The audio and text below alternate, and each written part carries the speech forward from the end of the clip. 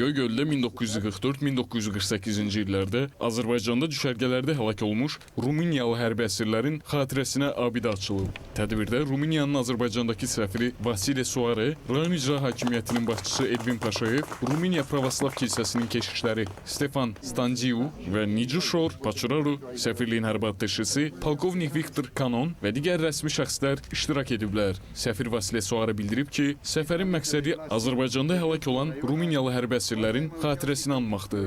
Onun sözlərinə görə, diplomatik fəaliyyətinin bir hissəsini Rumıniya əsgərlərinin irsinin araşdırılması həsr edib. O qeyd edib ki, Göygöldə və digər bölgələrdə, Şəki və Mingəçevirdə də Rumıniyalı əsirlərin məzarları qorunur. Səfirin sözlərinə görə, Göygöldə 2000-ə yaxın Rumun əsiri saxlanılıb. Onların çoxu azad edilərək vətəninə qayıdıb. 169 nəfərin məzarı isə bugün də buradadır. Burada möcüzədir. Adları olan ayrı-ayrı qəbirlər saxlanılıb. Bu Qırıqlı kəndi yaxınlığında Balçılı-Alabaşlı yolunun kəsişməsində körpünü keçən kimi orada 2 qəbristanlıq var. Harda ki, indiyə kimi ayrı-ayrı qəbirlər qorunub. Mən belə məzarlığı təkcə Rusiyanın Tambov vilayətində görmüşəm. Qalanları itib. Belə ki, 50-ci illərdə qərar verilmişdi ki, itkilərin izi itirilsin. Bu məzarlıqda 119 qəbir, Qırıqlı 1-də 35 məzar, Qırıqlı 2-də 10 məzar. Eləcə də Şəkidə və Mingəçevirdə də məzarlar var. Ən böyük düşərgələrdən biri də Mingəçevirdə olub. Orada su elektrik stansiyası və bənd tikiblər. Tədbirdə əsirlərin ruhuna Buxarest şəhərindəki Pravoslav Kilsəsinin baş keşişi xüsusi ayin icra edib.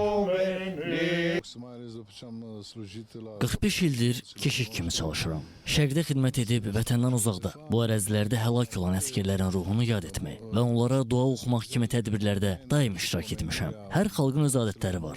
Biz öz pravoslav adətimizi burada yerinə yetirdik. Məni təəccübləndirən odur ki, xristiyan olmayan Azərbaycan xalqı bizi tək qoymadı. Burada iştirak etdiniz. Qəlbim rahatlıq tapdı. Mən sizi özümə qardaş və dost olaraq gördüm.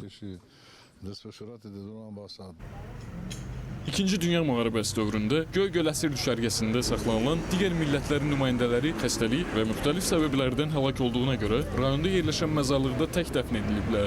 Ölkəmizin müxtəlif bölgələrində bu kimi məzarlıqlar bugün də qorunur. Göygöl rayonu ərazisində bir neçə yerdə belə qərib məzarlıqlar var. Kimsəsiz olduqları üçün onların qəbirlərini qorumaq vətəndaşların üzərinə düşüb. Zamanla bu məzarların əksəriyyəti daşınsa da, burada onların nişanələri qalıb. Əsirlər arasında təkcə Rumun deyil, digər xalqların nümayəndələri də yer alıb.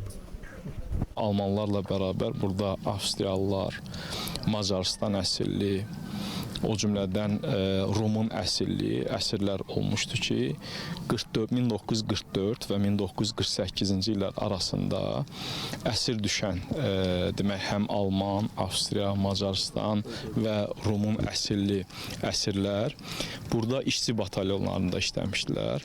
O cümlədən də hərbi hospital olduğu üçün orada əsirlərdən yaralı olanlar burada müalicə almışlar.